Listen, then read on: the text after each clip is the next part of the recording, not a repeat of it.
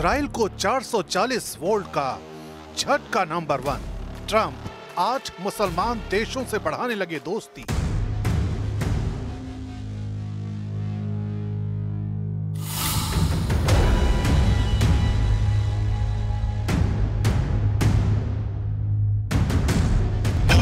Israel को 440 volt का झटका नंबर 2। ईरान ने लॉन्च कर दी इंटरकॉन्टिनेंटल मिसाइल।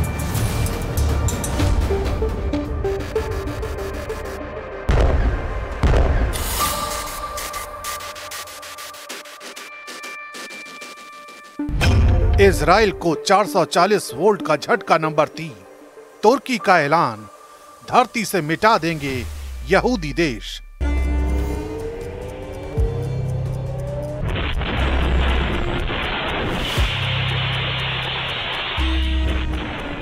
इजराइल को 440 वोल्ट का झटका नंबर 4। मुस्लिम देशों से ज्यादा कट्टर दुश्मन बना France.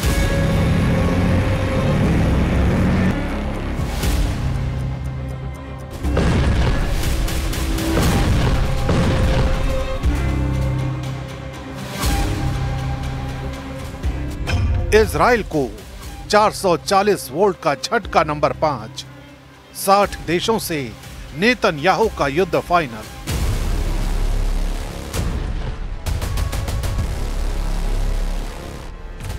Gaza, Yemen, Lebanon, Syria और कतर को कुचल डालने वाले इजराइल के खिलाफ भयानक हमले की तैयारी शुरू हो गई है।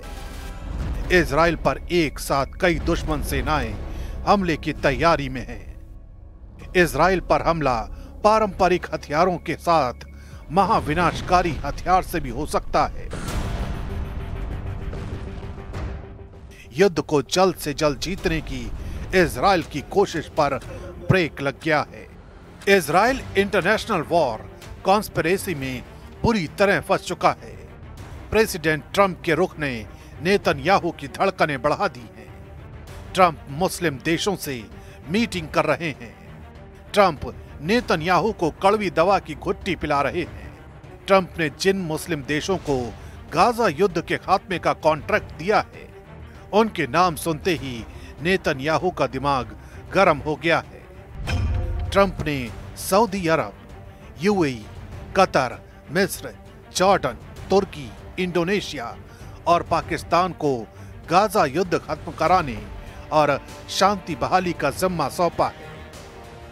The president will also be hosting bilateral meetings with the UN Secretary General and the leaders of Ukraine, Argentina, and the European Union.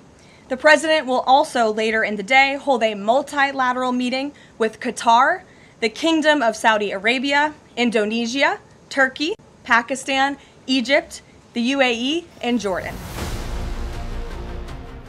Israel के सबसे कट्टर दुश्मनों का जमघट लगाकर ट्रंप ने नेतन्याहू को सख्त संदेश दिया है। ट्रंप के बदले हुए प्लान के बाद नेतन्याहू का ऑपरेशन गाजा फ्लॉप हो सकता है। असल में ट्रंप गाजा में मुस्लिम देशों की सैन्य तैनाती का प्लान बना चुके हैं। यानी जिन 8 देशों के साथ उन्होंने मीटिंग की है, वो सब मिलकर एक शांति सेना गाजा में तैनात कर सकते हैं, जिसके बाद इजराइल को गाजा में हमले से रोका जा सके, जिसके लिए इजराइल फिलहाल तैयार नहीं है। प्रेसिडेंट ट्रंप मुस्लिम देशों के साथ हुई मीटिंग की इनसाइड स्टोरी अब तक सामने नहीं आई है, लेकिन ट्रंप का यह फॉर्मूला नेतन्याहू किसी भी कीमत पर मानने को तैयार नहीं है। वो पहले भी साफ कर चुके हैं कि फिलिस्तीन देश नहीं बनने दिया जाएगा। नेतन्याहू अपने नेक्स्ट एक्शन के लिए ट्रंप से मीटिंग भी फाइनल कर चुके हैं, लेकिन ट्रंप को साथ लेने भर से उन्हें सफलता नहीं मिलने वाली, क्योंकि इजराइल को भी नक्शे से मिटाने की धमकी दी जाने लगी है। ये कोई और नहीं बल्कि तुर्की दे रहा है। तुर्की के राष्ट्रपति यूएन महासभा में अपने भाषण में गाजा के मुद्दे को सबसे प्रमुखता से उठाने का ऐलान किया है। एर्दोआन ने यह भी दावा किया है कि वो फिलिस्तीन को मान्यता दिलाकर ही दम लेंगे।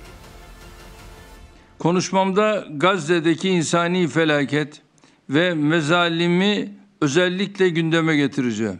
80. Genel Kurulu diğerlerinden farklı kılan özelliği birçok ülkenin Filistin devletini tanıyacak olmasıdır. Biz bu tanıma kararlarının iki devletli çözümün hayata geçirilmesine ivme kazandırmasını temenni ediyoruz. तुर्की के बारूदी तेवर ने इजराइल को भड़का दिया है। इजराइल की तरफ से धमकी दी गई कि नेटो सदस्य होने के भ्रम में तुर्की तबाह हो सकता है।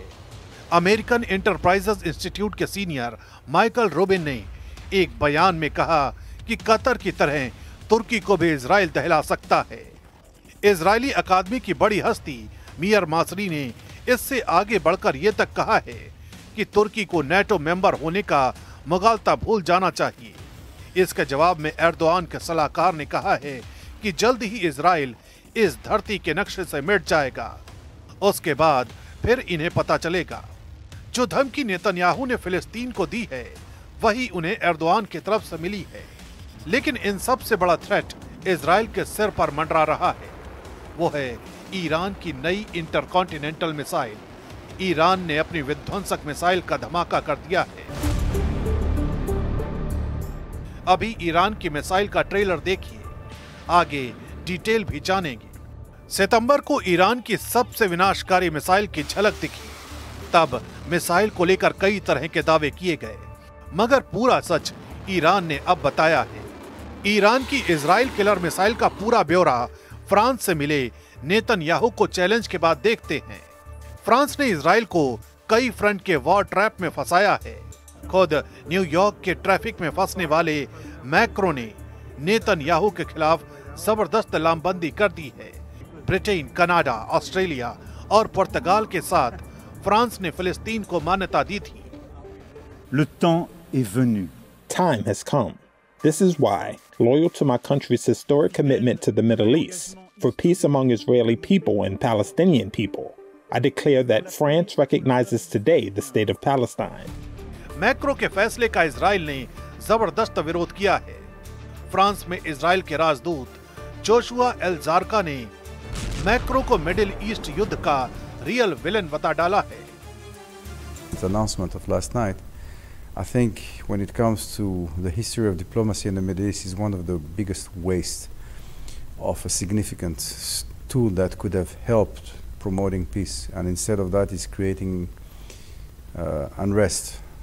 France is unfortunately becoming a destabilizing agent in the Middle East because of their, I don't know what is behind it, but the need for them to make statements that are, more show than anything else. France Europe में फिलिस्तीन समर्थकों का अगुवा बन रहा है। हालांकि Macron के रुख से कई देशों में हालात खराब होने लगे हैं। इटली विरोध प्रदर्शन की आग में जल रहा है। फिलिस्तीन राष्ट्र के समर्थन की मांग कर रहे प्रदर्शनकारियों ने जॉर्जिया मेलोनी के खिलाफ जबरदस्त प्रदर्शन किया। मिलान, रोम, वेरिस, नेपल्स और जेनोआ में हिंसा और आगजनी हुई। हिंसक झड़प में 60 से ज्यादा पुलिसकर्मी घायल हैं। इजराइल को हथियार भेजने के विरोध में कई बंदरगाहों को ब्लॉक कर दिया गया है। वेनिस में पुलिस को प्रदर्शनकारियों को हटाने के लिए वाटर कैनन का सहारा लेना पड़ा। जेनोआ, लिवोर्नो और ट्रिएस्ट के बंदरगाहों पर भी विरोध प्रदर्शन हुए हैं। हवा इजराइल के खिलाफ बनाई जा रही है। जिससे युद्ध का मैदान हो या फिर कूटनीति का अखाड़ा, इजराइल घिरता जा रहा है। इजराइल पर दुश्मन हावी होते दिख रहे हैं। इजराइल के लिए ट्रैप बिछाए जा रहे हैं। इजराइल को बर्बाद करने की धमकी दी जा रही है। कोई हथियार से डरा रहा है, कोई गुटबाजी कर रहा है। किसी ने जंगी तैयारी का ट्रेलर दिखाया है, तो किसी ने इजराइल से एटमी टक्कर का इरादा जाहिर कर दिया है। अचानक नेतन्याहू के लिए ईरान सबसे बड़ा थ्रेट बन गया है।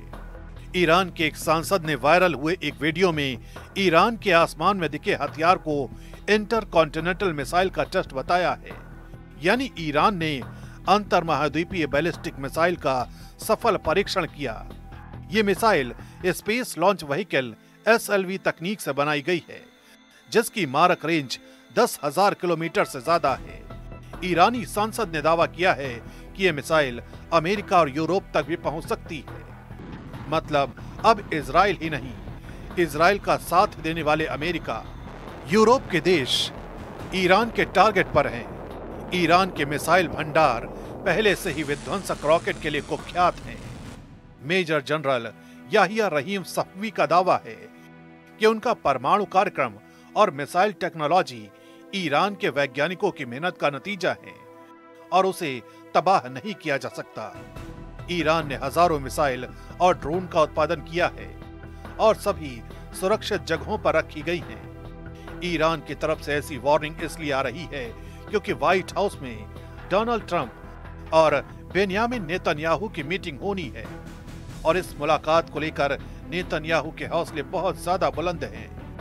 नेतन्याहू ने कहा कि गाजा में हमारा मिशन पूरा नहीं हुआ है। इजराइल पर हुए हमलों में जिन मिसाइलों ने तबाही मचाई थी उनकी लिस्ट देख लीजिए, क्योंकि यही अब तक नेतन्याहू के लिए सबसे बड़ी परेशानी बनती आई है। इनमें सबसे खतरनाक फत्ताह-1 और खैबर शिकर मिसाइल शामिल है। इसमें कद्र और इमाद मिसाइल भी शामिल है। फत्ताह हाइपरसोनिक मिसाइल की रेंज 1400 किलोमीटर है। खैबर शिकर मिसाइल की रेंज 1450 किलोमीटर है। कद्र मिसाइल की रेंज 2000 किलोमीटर तक है और इमाद की रेंज 1700 किलोमीटर है। सऊदी अरब से दोस्ती के बाद ईरान के सामने अब सिर्फ दो ही बड़े चैलेंज हैं। ये हैं इजराइल और अमेरिका, और इसमें कोई शक नहीं कि ईरान के हथियारों की रेंज में अमेरिका के अड्डे भी हैं और पूरा इजराइल भी है। ईरान लगातार दावा करता रहा है कि वो इजराइल को मिट्टी में मिला सकता है। इससे आप ईरान के तेवर समझ सकते हैं। ये ईरान की नई मिसाइल खुर्रमशहर 4 है, जो टेक्नोलॉजी के मामले में ईरान की बहुत ही खतरनाक मिसाइल मानी जाती है। खुर्रमशहर 4 मिसाइल की रेंज 2000 किलोमीटर है। ये 1500 किलो तक का वॉरहेड ले जा सकती है। खुर्रमशहर 4 इतनी सटीक है कि ये मिसाइल अपने टारगेट के 30 मीटर के दायरे में गिरती है।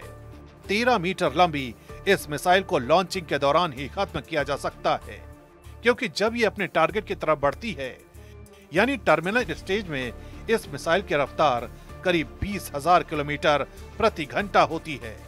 इजराइल के किसी भी मिसाइल डिफेंस के लिए इसे रोकना आसान नहीं होगा। इजराइल के सभी दुश्मन फन उठा रहे हैं, सब के सब युद्ध के लिए ललकार रहे हैं। तो क्या इजराइल चुपचाप हार स्वीकार कर लेगा? क्या नेतन्याहू के पास अब कोई रास्ता नहीं है? कहना मुश्किल है। इजराइल जब संकट में घिरता है तो दोगुनी ताकत से हमले शुरू करता है। दुश्मनों से 100 कदम आगे रहने वाला इजराइल शायद अब सबसे ताकतवर दुश्मन कहे जाने वाले खलीफा को बारूदी धमाके से दहला सकता है।